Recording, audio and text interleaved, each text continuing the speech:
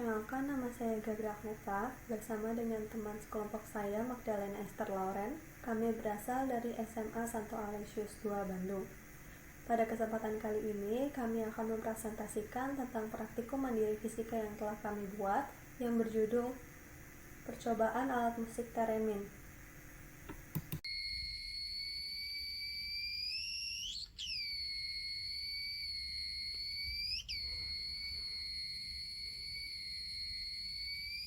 Video sebelumnya menunjukkan alat theremin yang telah kami buat, dan tujuan dari percobaan ini adalah mengetahui perubahan frekuensi pada alat musik theremin pada saat dimainkan, dan juga mengetahui jarak minimal tangan pemain dengan antena agar dapat menghasilkan suara pada alat musik theremin. Untuk alat bahannya, kita ada solder, kemudian pasta solder, timah, resistor 10 kilo ohm, PCB bolong, speaker dengan 8 ohm, 0,5 watt, kapasitor 10 μF, 100 μF, dan 1,5 μF. Di sini ada bahan selanjutnya, yaitu ada trafo 2 ampere, op-amp LF357, kemudian solasi ban, selanjutnya induktor 10 mH, transistor RC547, kemudian kapasitor dan antena. Dan bahan terakhirnya yaitu kapasitor 220 μF sebagai power supply dan kapasitor. Logika dalam praktikum yang kami lakukan, yang pertama, semakin dekat jarak tangan, suara yang dihasilkan akan semakin besar, namun frekuensi akan semakin rendah, dan juga sebaliknya. Yang kedua, semakin panjang antena, semakin rendah frekuensinya.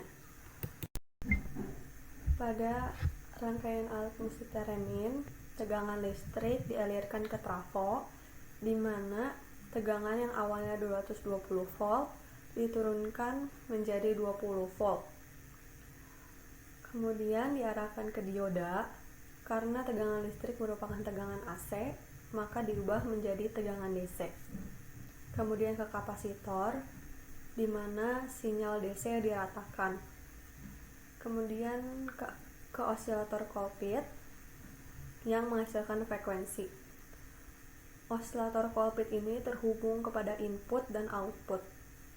Kita dapat menggerakkan tangan di antena sebagai input yang kemudian dialirkan ke output, yaitu op-amp atau operational amplifier untuk memperkuat sinyal. Kemudian output dihubungkan ke speaker untuk menghasilkan suara.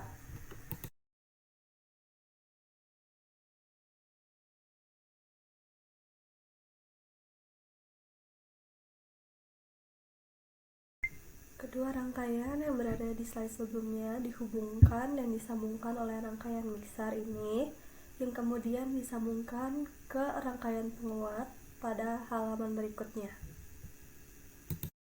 Untuk mengetahui besar frekuensi pada osiloskop, maka kedua kabel yang tersambung pada speaker di rangkaian penguat ini diputus dan kemudian disambungkan ke osiloskop. Untuk variabel-variabel pada percobaan theremin ini, yang pertama ada variabel bebas. Variabel bebasnya adalah jarak tangan antena dan panjang antena. Selanjutnya untuk variabel tetapnya yaitu tegangan listrik dan papan PCB bolong. Untuk yang terakhir, untuk variabel terikatnya adalah frekuensi. Untuk panjang antena 21 cm, jarak tangan 10 cm,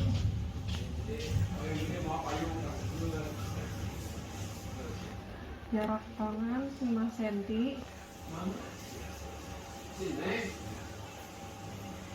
jarak tangan 2 cm.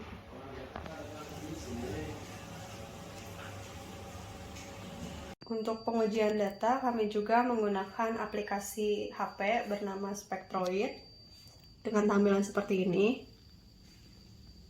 Untuk pengujian data, panjang antena 21 cm, jarak tangan 10 cm,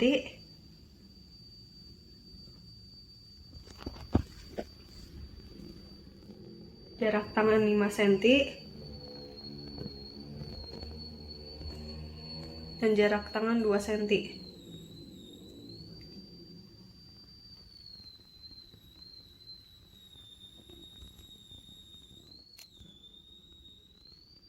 Pengambilan data ini diambil dari dua cara, yaitu dari aplikasi Spectroid dan dengan osiloskop.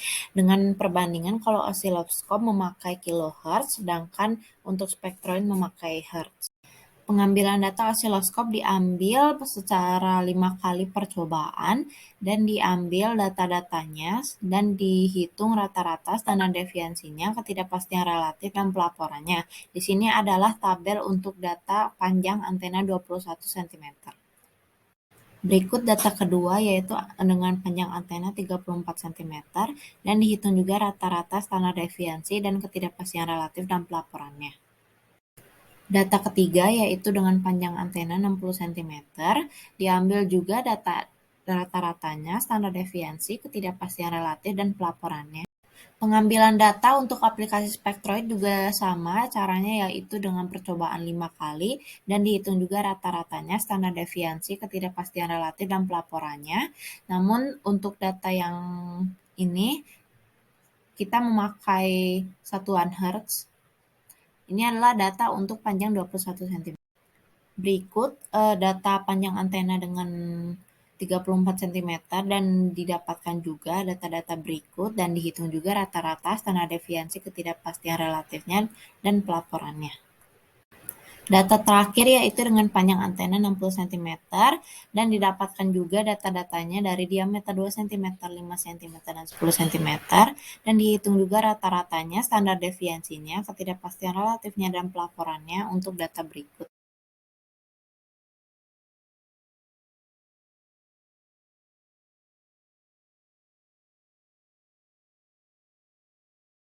Setelah diambil data-datanya, kita buat diagram osiloskop dan diagram spektroidnya. Untuk diagram osiloskopnya, didapatkan garis turun dengan misal jarak tangan 10 cm akan lebih turun kilohertznya dibanding untuk jarak tangan 2 cm. Untuk yang diagram spektroid, terlihat bahwa diagram naik garisnya dari 10 cm jarak tangan lebih tinggi dibanding jarak tangan 2 cm dalam satuan hertz. Setelah dilakukannya percobaan praktikum, maka didapat kesimpulan sebagai berikut. Terdapat perubahan frekuensi di setiap perubahan panjang antena dan juga perubahan jarak tangan. Secara keseluruhan, semakin pendek panjang antena, maka semakin kecil frekuensi yang akan dihasilkan. Semakin jauh jarak tangan, maka frekuensi cenderung lebih tinggi dan begitu pula sebaliknya. Setelah dilakukannya pengukuran, maka diketahui bahwa jarak minimal tangan terhadap antena untuk merubah frekuensi adalah 10 cm. Sekian presentasi dari kelompok kami. Mohon maaf bila ada kata-kata yang kurang berkenan. Terima kasih.